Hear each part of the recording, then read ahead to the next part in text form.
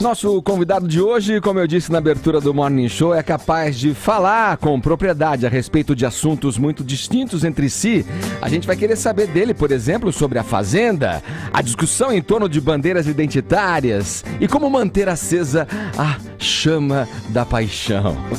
Ele fala de tudo isso numa boa, mas eu vou começar com política. Pode ser, meu caro Roberto Justus. Seja bem-vindo aqui ao Morning mais uma vez. Bom dia a todos vocês aqui do Morning Show, aos ouvintes, em especial a minha mulher que está me ouvindo agora. Um beijo enorme para minha linda esposa Ana Paula. Sabia que a parte da chama da paixão... Tá vendo? Você falou disso, né? Ia prevalecer. E aqui a chama tá bem acesa. Mas como eu falei, Justus, vou começar com a política aí. Um pouco antes do segundo turno, a gente até vinha e trouxe pra gente aqui, comentou no início do programa, você divulgou um vídeo em que declarava apoio, manifestava voto ao Bolsonaro, ao Jair Bolsonaro. Por que a opção ao Bolsonaro? E por que você decidiu expressar isso publicamente? Olha, juntamente com 57 milhões de brasileiros, né? Provavelmente muitos de vocês, apesar de sermos... Nós somos um país, espero que continuemos assim, democrático, todo mundo tem direito a ter as suas escolhas. E eu te confesso que no começo, lá para trás, talvez meu candidato fosse Geraldo Alckmin, quando eu pensava que o Brasil precisava de uma coisa um pouco mais...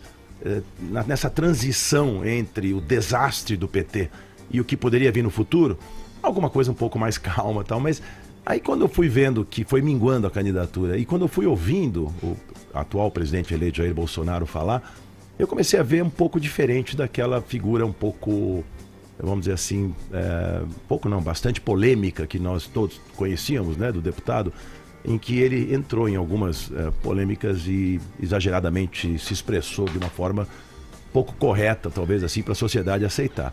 Mas eu fui vendo que não é bem assim, né? Então eu comecei a ver um sujeito boa praça, boa índole, correto, família, honesto. O que no Brasil, eu sempre falo que ser honesto não é tão difícil porque a concorrência é pequena, né? Infelizmente, né? E essa coisa do caráter se tornou talvez uma das qualidades mais importantes. Talvez um certo despreparo que o candidato tivesse em termos de estrutura, vamos dizer assim, para gestão de um país tão complexo quanto o Brasil, uma economia tão gigantesca, pudesse, como foi mesmo, ser contornado com uma equipe maravilhosa que ele pudesse montar. E quando ele jogou o Paulo Guedes na frente, eu já comecei a mudar bastante de opinião. Tenho uma admiração especialíssima por esse grande economista, né? Pós-graduado ou formado em Chicago, etc., e que tem ideias liberais e necessárias para o Brasil poder caminhar. Resumo da ópera: quando eu comecei a ver a equipe que ele vai montar, a forma correta com que ele pensa, né, não tem ninguém... Olha, se alguém vasculhou a vida desse cara, foi o PT dessa vez para tentar derrubar essa candidatura. E não conseguem trazer nada a não ser as declarações que ele fez no passado, que são polêmicas, muitas com as quais eu não concordo também. Quais são? Porque você também falou naquele vídeo, né, Roberto, que ele deveria ter ele deve ter se arrependido mesmo. Não, porque você vê, vamos falar de uma, ele teve um embate com a deputada, onde ele fala uma bobagem, eu não te estupraria, etc. É claro que ele foi muito provocado, no calor. Quantos de nós e nossos ouvintes nesse momento já não perderam a razão? Eu, particularmente, confesso que eu já gastei bastante energia para consertar besteiras que eu falei da boca para fora, que minha índole não falaria, talvez. E nesse caso, até Roberto... para mulher ou para amigo, a gente faz essas bobagens. Mas justo, e nesse caso, Roberto, a gente só para contextualizar isso da Maria do Rosário, né? Porque realmente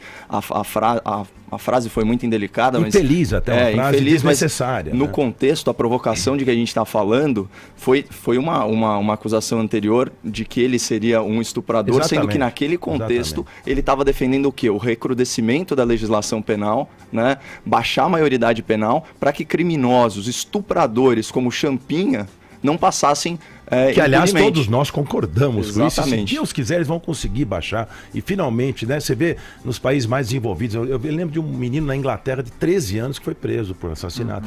Quer dizer, não estou dizendo que a gente precisa baixar nesse nível, mas 16 já estaria espetacular para o Brasil. Mas então, esse foi um dos comentários. Você, como pessoa pública, não ficou inseguro de endossar um candidato que teve declarações muito polêmicas a respeito de homossexuais e mulheres e tudo mais? Porque o passado dele, nesse caso, condena em vídeo mesmo. Ele foi muito ao super pop, muito ao CQC, e as declarações dele não são necessariamente muito tolerantes quando dirigidas a essa parcela da população brasileira, que é só... Então, eu acho que tudo na vida é uma questão de equilíbrio, de bom senso, né? Nós temos que colocar na balança os prós e os contras. Eu comecei a ver prós tão tão importantes para o Brasil. Nós estamos tão cansados, né? O politicamente correto é importante, mas tem um certo limite, né? Tem aquela chatice do exagero, nada pode mais falar, nada pode mais fazer, tudo está errado, entendeu? Então, eu tenho que condenar quem fala coisas grosseiras, mas nós não podemos tirar o mérito de uma pessoa que tem intenções que são importantes nesse momento do Brasil. Um candidato desse perfil, eu comecei a ver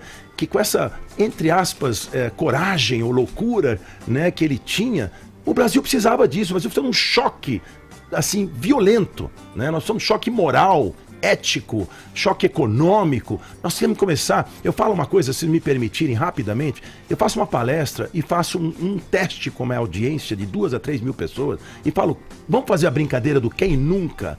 Vamos parar de dizer que só político é corrupto, que tudo... Nós somos os julgadores, né? Nós com a internet, com tudo, nós podemos dar nossa opinião e ficar julgando as pessoas o tempo todo. Vamos tentar julgar a nós mesmos, vamos entender como é endêmica a nossa forma de atuar nesse país, erradamente, de parar em fila dupla. Então eu falo assim, levanta a mão todo o auditório, todo mundo, 3 mil pessoas levanta a mão. Agora vamos fazer o exercício. Eu ponho na tela... Quem já não parou em fila dupla? Quem já não comprou produto pirata? Quem já não pediu nota, sem nota para pagar menos e não recolheu imposto? Quem já não passou terreno ou automóvel por menos valor? Quem não tentou burlar o fisco? Multa para o vizinho, multa para a mulher. Quem não faz gato na energia elétrica? E olha, eu vou citar... Ninguém fica com o braço levantado. Exato. E posso falar? Nem eu ficava com o braço levantado.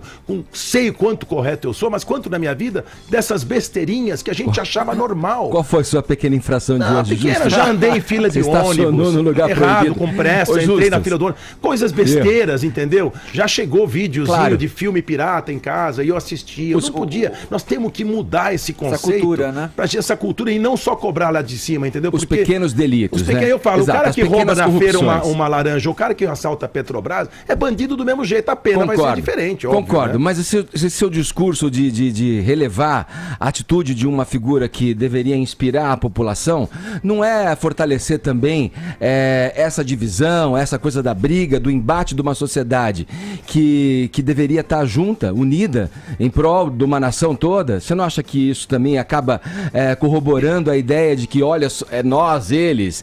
Porque agora você vê, quem criou nós, eles, foi o PT, foi o seu Lula, mas isso Dona Dilma. Então, não precisa ser alimentado. Não precisa ser alimentado, mas ele existe, entendeu? Então agora, o próprio discurso do presidente eleito fala em eu quero governar para todos, que é o que tem que fazer um presidente eleito. Não é governar só para quem não é.